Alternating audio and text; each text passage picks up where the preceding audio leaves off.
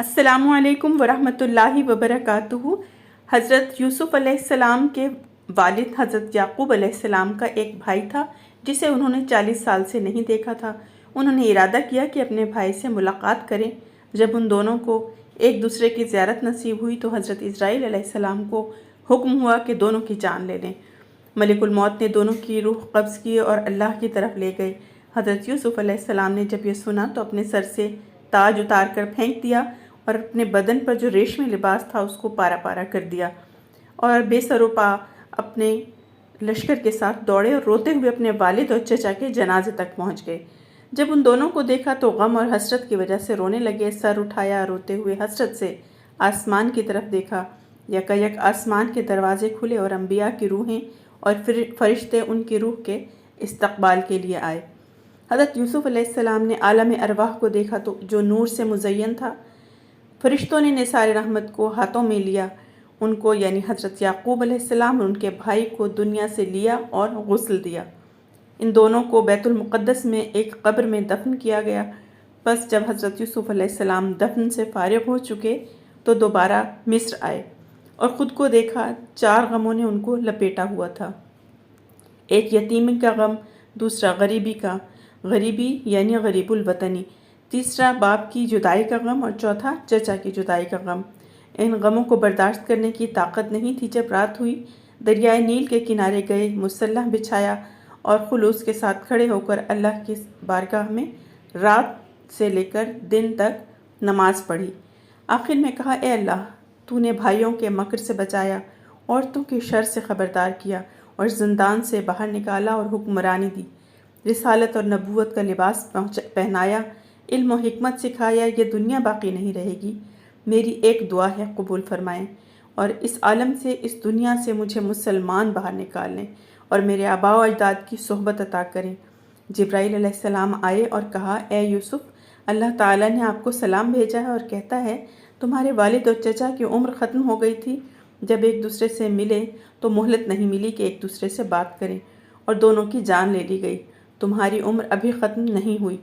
इसी तरह मनाजात करो, अपनी ज़िंदगी को आखिरत के लिए आमादा करो कि जब मौत का वक्त आ गया तो मोहलत नहीं दी जाएगी। बस हज़रत यूसुफ़ अलैहिस्सलाम ने अपने बाप की वफ़ात के बाद ताज सर पर नहीं रखा और तख्त पर नहीं बैठे। हर रात अल्लाह की इबादत में गुजारते और दरियाए नील के किनारे जाते और अल्लाह से मनाजात करते। रातों में से एक रात हज़रत याक़ूब अलैहिस्सलाम और हज़रत इसहाक़ अलैहिस्सलाम को ख्वाब में देखा कि जन्नत का लिबास पहना हुआ था और करामत का ताज सर पर सजाया हुआ था। हज़रत यूसुफ़ अलैहिस्सलाम ने कहा, ए यूसुफ़, 20 साल हुए, आपका दिल हमसे मिलने की ख्वाहिश में जल रहा है। आपको खुशखबरी हो कि 3 दिनों तक हमसे आ मिलोगे। रिवायत है कि हज़रत यूसुफ़ अलैहिस्सलाम ने इन 3 दिनों में वहाब को देखने की ख्वाहिश में इतनी गिरियाज़ारी की कि उनके वालिद हज़रत याक़ूब अलैहिस्सलाम ने उन 40 सालों में उनसे मिलने की ख्वाहिश में नहीं की थी। बस तीसरे दिन मलिकुल मौत आया और कहा, ए यूसुफ, आपकी मुद्दत ख़त्म हुई। आपके आबा व अजदाद आपके मुंतज़िर हैं और आंखें लगाए हुए हैं कि ताकि आपको देख सकें। बस हज़रत यूसुफ़ अलैहिस्सलाम ने सर तस्लीम खम किया और मलिकुल मौत ने उनकी जान ले ली। जान लेने से पहले उनका दिल तेज़ी से धड़कने लगा था और आज़ा लरज़ने लगे थे। भाइयों को बुलाया, हर एक को गले लगाया और खुदा हाफिज़ किया। जब मलिकुल मौत उनकी तरफ मुतवज्जह हुए, हज़रत यूसुफ़ अलैहिस्सलाम गिरिया करने लगे। फ़रिश्तों ने सदा बुलंद की, मुक़र्रबीन और रूहानियों ने गिरिया करने शुरू कर दिया। भाइयों ने सर में खाक डाली। जब उनकी रूह जुदा हुई, हज़रत जिब्राईल अलैहिस्सलाम आए और जन्नत से सफ़ेद लिबास लाए। उन्हें गुस्ल दिया, कफ़न पहनाया और ताबूत में रखा। फिर ज़ुलेखा को ख़बर दी गई कि आपको आराम पहुँचाने वाला साथी दुनिया से रहलत कर गया है। ज़ुलेखा ने जब ये सुना, हज़रत यूसुफ़ अलैहिस्सलाम की तरफ मुतवज्जो हुई और गिरिया करने लगी। जब ताबूत तक पहुँची तो कहा, ए यूसुफ़, ये तुम हो जो इतनी जल्दी मुझसे दूर हो गए हो? ये तुम हो जो अचानक मेरी सोहबत से चले गए हो? अपना सर ताबूत से मारा और बेहोश हो गई। 3 दिन और 3 रात बेहोश रहीं। जब होश में आईं तो नौहा करने लगीं और कहा, जानते हो हज़रत यूसुफ़ अलैहिस्सलाम ने आखिरी वक्त और रहलत के वक्त क्या कहा? उन सब ने कहा। हज़रत यूसुफ़ अलैहिस्सलाम ने फरमाया, ए खुदा, अगर तुम्हारे नज़दीक मेरी अहमियत है, मेरी जान ले लें इस हालत में कि मैं मुसलमान हूँ اور صالحین کی صحبت میں رہوں۔ پھر کیا تھا، زلیخا نے بھی یہی درخواست کی اور کہا، اے اللہ میری جان مجھ سے لے لیں اور صالحین کی صحبت تک پہنچا دیں۔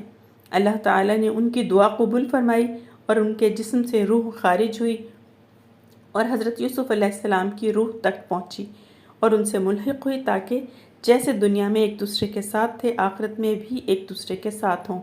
پھر ان کے جنازے اٹھائے گئے، مصریوں کی آہ و فغاں بلند ہوئی، ہر کوئی نوحہ کرتے کرتے رونے لگا، دفن کرنے کی جگہ میں اختلاف کرنے لگے۔ ایک گروہ نے کہا ان کو قنان کے دروازے کے پاس دفن کریں۔ بس اللہ تعالیٰ نے دریائے نیل کو خشک کیا اور بزرگان کو الہام دیا کہ دریائے نیل کے درمیان میں دفن کریں، تاکہ جب پانی ادھر سے گزرے اس کی برکات کل عالم اور اس جگہ کے اطراف تک پہنچے۔